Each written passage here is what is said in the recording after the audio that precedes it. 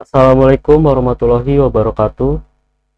Kami dari kelompok satu ingin mendemokan bagaimana cara instalasi Linux Mint di VirtualBox dan juga bagaimana cara melakukan ataupun instalasi dari web server.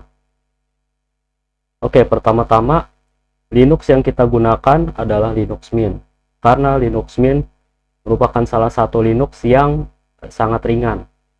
Bahkan dia lebih ringan jika dibandingkan dengan Linux Ubuntu. Oke, pertama-tama kita bisa download VirtualBox ya melalui link virtualbox.org wiki downloads. Bisa kita download di sini.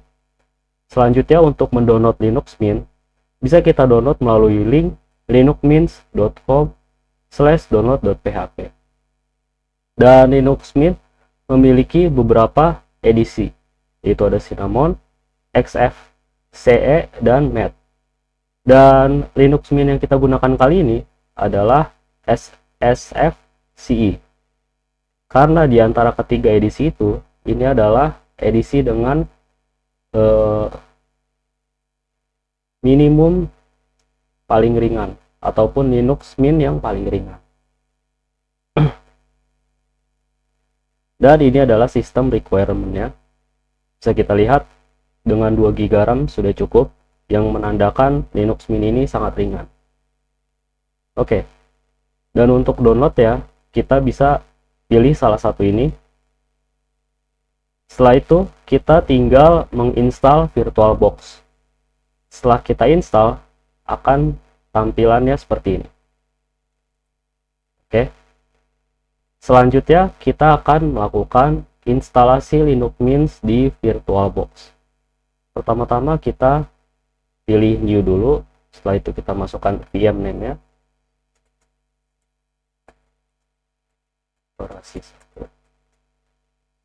Setelah itu, kita pilih ISO image ya, yang sudah kita download tadi. ISO image yang sudah kita download tadi yaitu Linux Mint ISO image. Setelah itu, kita masukkan username-nya. Satu, kita masukkan passwordnya. Admin 1234. Setelah itu, kita pilih memorinya di sini. Karena tadi sistem requirement-nya 2 GB, mungkin kita bisa sedikit lebih tinggiin, yaitu sekitar 3 GB. Ya, sudah cukup 3 GB. Selanjutnya di size-nya ini kita pilih 30 GB. Tadi requirement-nya cukup 20 GB. Tapi kita pilih 30 GB saja.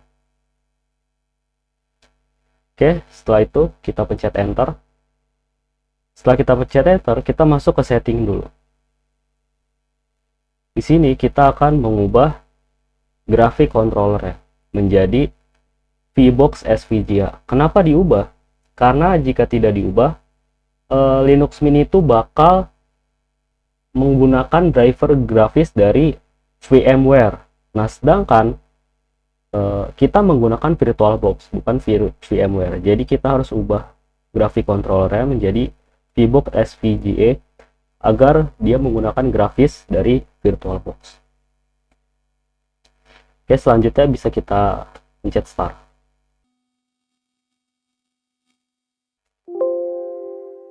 Oke, jika muncul virtual DVD-nya di sini, kita bisa pilih ISO-nya yang tadi, yaitu linuxmint.iso. Oke, setelah itu kita pilih yang paling atas saja. Oke, selanjutnya tampilan Linux Mint akan seperti ini. Tapi Linux Mint ini belum terinstall. Ini hanya meload dari ISO Linux Mint yang sudah kita masukkan tadi. Dan jika kita ingin menginstal Linux Mint, kita tinggal pencet 2 kali pada bagian sini. Dan tinggal kita tunggu saja. Oke, selanjutnya kita pilih bahasanya Inggris. Dan keyboard layoutnya kita defaultkan saja, yaitu Inggris. Dan untuk multimedia codecsnya kita centangkan saja agar dia bisa meload beberapa multimedia. Setelah itu kita install now dan continue, dan kita pilih Jakarta, sudah default. Di sini kita masukkan name kita, kita masukkan passwordnya admin1234, admin1234. Kita continue.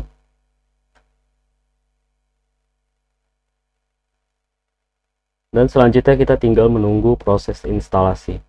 Pada proses instalasi ini cukup lama dan dia bisa memakan waktu kurang lebih sampai 30 menit. Khususnya bagi laptop yang speknya minimum. Dan ya, karena lama, kita akan skip ketika Linux Mint ini sudah berhasil terinstall. Oke, selanjutnya jika Linux Mint berhasil terinstall, maka tampilan pertamanya akan seperti ini.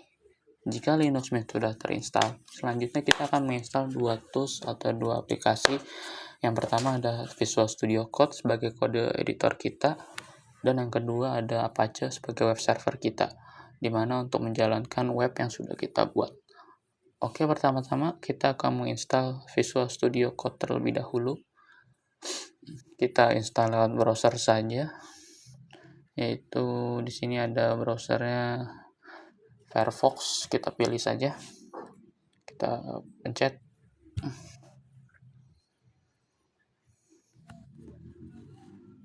Selanjutnya kita akan search download VS Code. Kita pilih yang paling atas, kita pilih .debian karena kita menggunakan Linux Mint. Setelah itu kita tunggu saja downloadnya. Di sini agak cepat ya downloadnya. Oke, sudah komplit.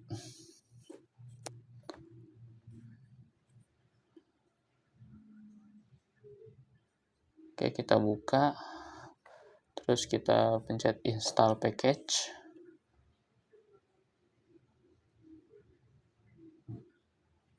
Kita masukkan passwordnya, terus kita tunggu saja instalasinya.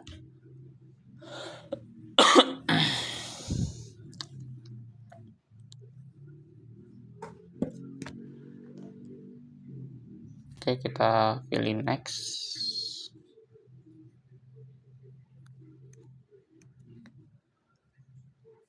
Oke.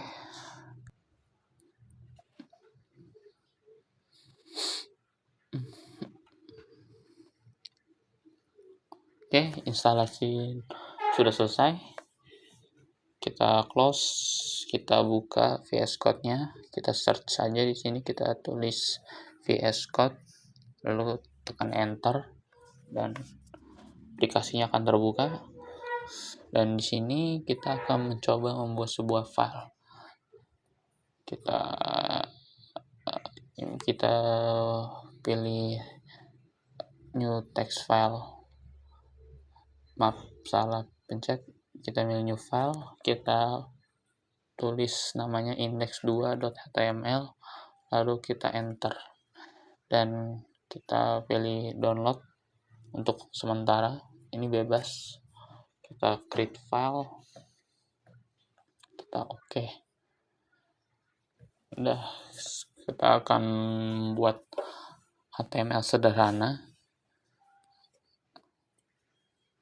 dan kita coba buat H1. Selamat datang di Linux Mint. Oke.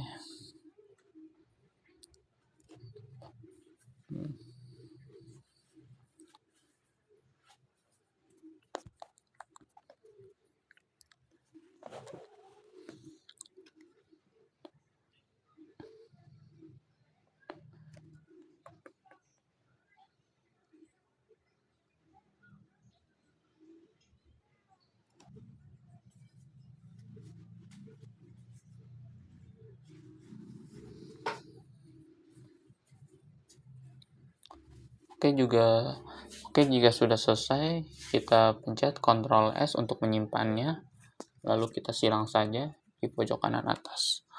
Oke, selanjutnya instalasi Visual Studio Code sudah berhasil.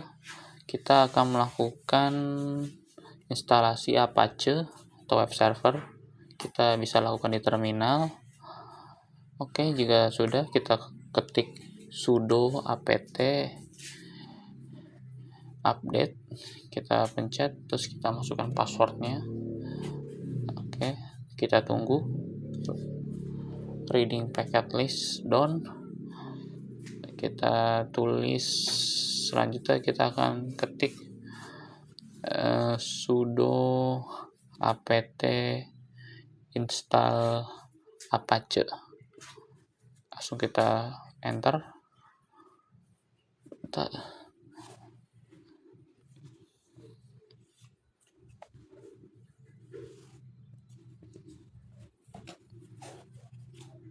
Pilih yes. Oke, kita tunggu.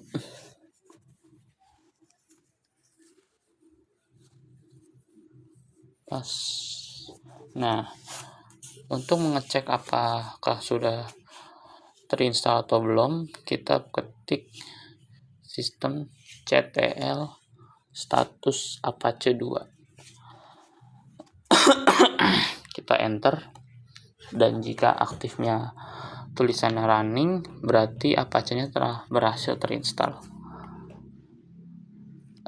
Lalu kita ketik di browser untuk mengeceknya, kita ketik http://localhost, kita enter, dan jika muncul seperti ini, berarti ini sudah terinstall dan kita bisa balik lagi ke terminal. Kita pencet Ctrl C agar kita bisa menulis kembali.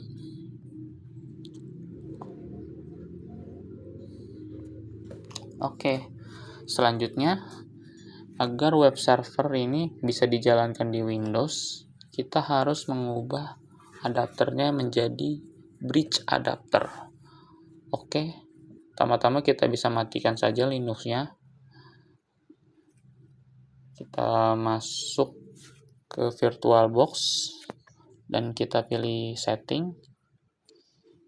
Kita masuk ke network, dan di sini attach to NAT kita ubah menjadi bridge adapter. Lalu kita pencet OK. Setelah itu kita running ulang. Ya, oke. Pertama-tama kita coba cek IP-nya dulu deh. Ya, oke. Ini adalah IP dari web server yang sudah kita install tadi. Oke, IP ini adalah untuk kita mengecek pada browser di Windows. Dan IP yang tadi kita cari, kita ingatkan saja. Di depannya diingat adalah IP yang kita butuhkan. Langsung saja kita tekan, kita ketik 192.168.1.13 dan ya, berhasil. Berarti web server telah berhasil kita buka, tak hanya di browser Windows tapi juga di browser Windows. Oke, selanjutnya kita akan membuat direktori untuk menyimpan web kita.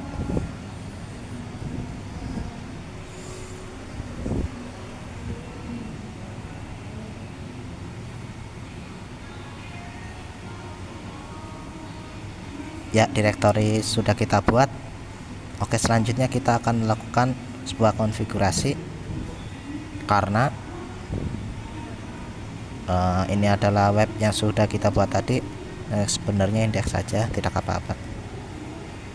Ketika kita ingin memindahkan ini ke dalam direktori yang sudah kita buat, ini kita copy, kita masuk ke flash system, lalu kita cari file, lalu ke html, lalu di sini ada plus satu web. Ini adalah directory sudah kita buat. Nah, ketika master kita akan gagal, oke, karena kita belum save ownership jadi folder ini. Sekarang kita melakukan konfigurasi.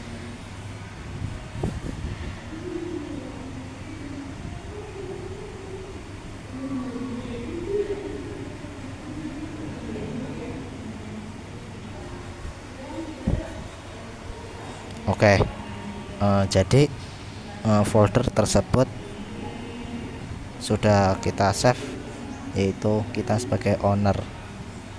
Oke, selanjutnya kita pastekan ya seperti ini. Oke, folder ini sudah kita berikan ownership. Selanjutnya kita akan memberikan save permission ataupun hak akses. Jadi siapa saja yang bisa mengakses folder ini dan apa saja yang bisa dilakukan. Oke, pertama-tama kita ketikkan sudo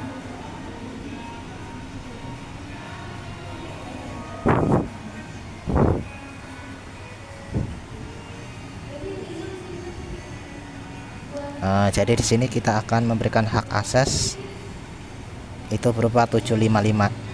7 paling depan itu adalah hak akses owner. 7 ini untuk menandakan kita akan sebagai owner, misalnya click over dan execute pada folder ini. Dan 5 yang di tengah itu adalah akses untuk grup, karena 5 jadi grup hanya bisa tarik dan execute. Itu pula dengan yang paling belakang, yaitu untuk others, itu dia juga hanya bisa untuk read dan execute. Oke, kita sudah memberikan save condition. Oke, selanjutnya sebelumnya kita lupa untuk membuka web yang sudah kita butuhkan ini. Oke, sekarang kita membuka web itu di browser. Pertama kita ketik aja localhost folder yang sudah kita buat tadi, yaitu local1 web, dan ya berhasil. Ini adalah web yang sudah kita buat tadi di VS Code. Oke, selanjutnya kita akan mengatas tadi di browser Windows, sama seperti tadi. Kita tinggal tambahkan satu web, dan ya ini juga berhasil. Selanjutnya kita akan melakukan konfigurasi virtual host, yaitu fungsinya untuk mengubah URL yang tadinya localhost seperti ini menjadi URL yang kita inginkan. Misalnya kel1web.com seperti ini. Jadi nantinya URL-nya bukan localhost seperti ini. Oke, pertama-tama kita buat file konfigurasinya terlebih dahulu.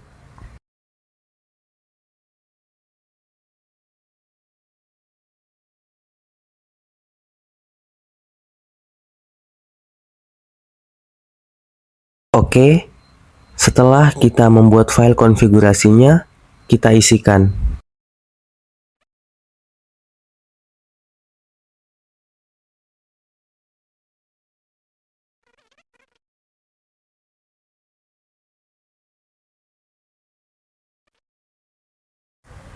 Oke, jika sudah, tinggal kita simpan saja, yaitu dengan tekan Ctrl O, lalu Enter. Lalu untuk keluar dari Nano, kita Ctrl X aja. File konfigurasinya sudah kita buat, selanjutnya tinggal kita enable saja. Ya, sudah kita enable. Selanjutnya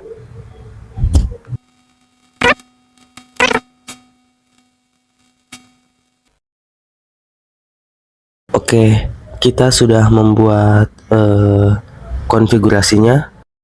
Oke, selanjutnya kita harus membuat domain palsu sebagai tempat penyimpanan dari web server kita.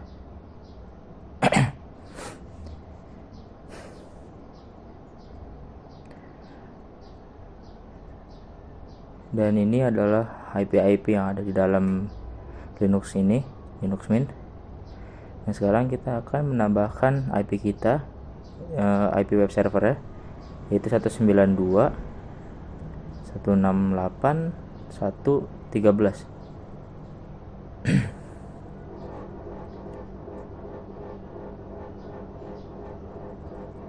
Oke, sudah seperti tadi, Ctrl O, Enter, lalu Ctrl X. Oke, selanjutnya kita akan mengetes di browser kita, yaitu call1web.com.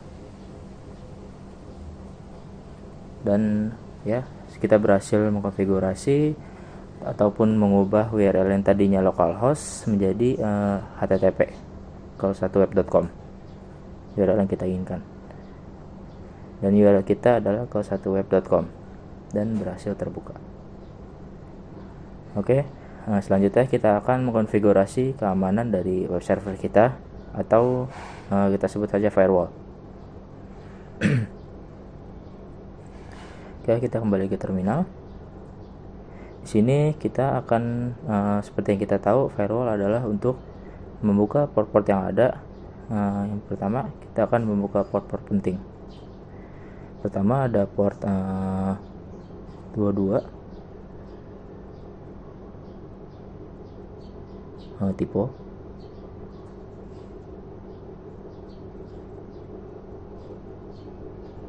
Selanjutnya kita buka port 80.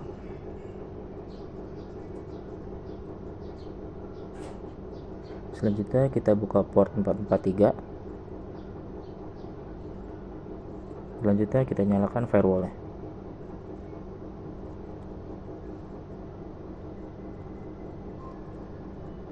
Ya, firewall berhasil diaktifkan. Kita cek dulu statusnya.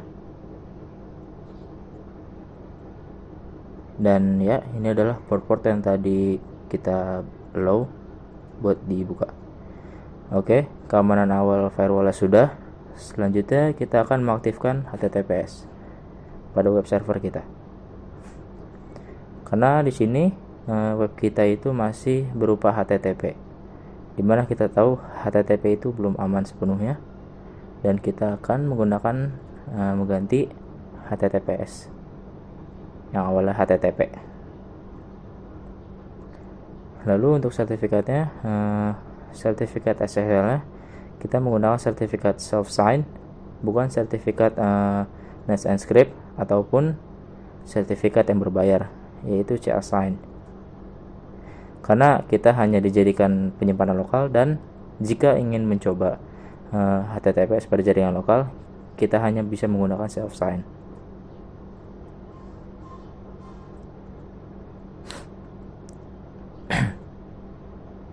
Kita akan mengkonfigurasinya. Kita ketik dulu.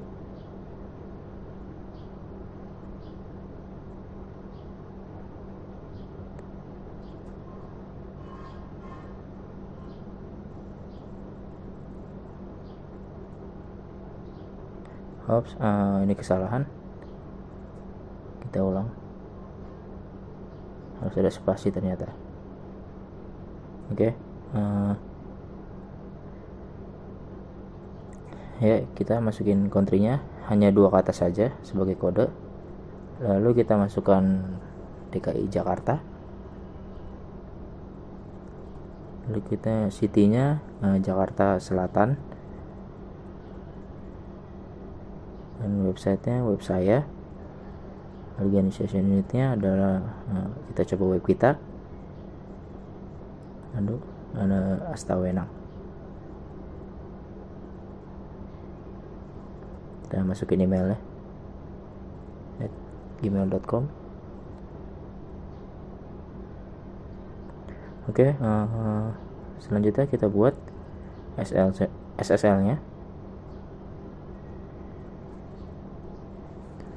Oke, selanjutnya kita akan mengedit konfigurasi virtual host-nya yang tadi sudah dibuat.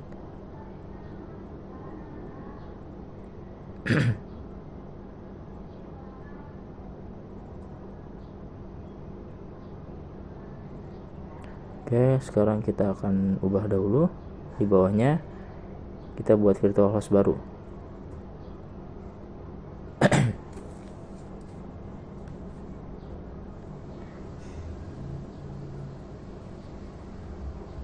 host 43, server name call1web.com dan server alias www.call1web.com, dan ini penyimpanannya SSL.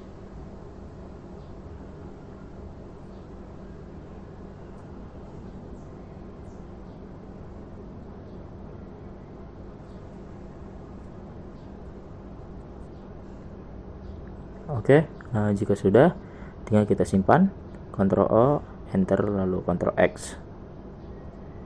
Oke, sekarang kita akan mengaktifkan konfigurasi tersebut yang sudah kita buat tadi. Oke, telah dinyalakan. Lalu kita coba konfigurasi.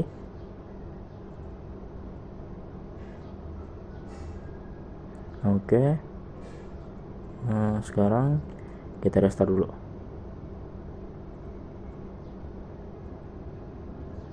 Selanjutnya tinggal kita buka URL yang sudah kita buat tadi.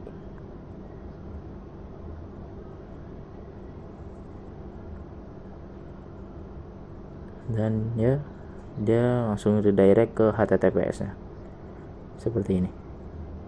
Jadi karena kita sudah mengkonfigurasi virtual host-nya, jadi dengan kita hanya mengetik call1web.com tanpa kita mengetik bagian depannya ini, dia akan langsung redirect ke HTTPS-nya. Kurang lebih seperti itu. Dan ya, kurang lebih sampai sini saja proses dari instalasi web server dan konfigurasi web servernya, keamanannya juga. Kurang lebihnya mohon maaf apabila ada salah kata. Assalamualaikum warahmatullahi wabarakatuh.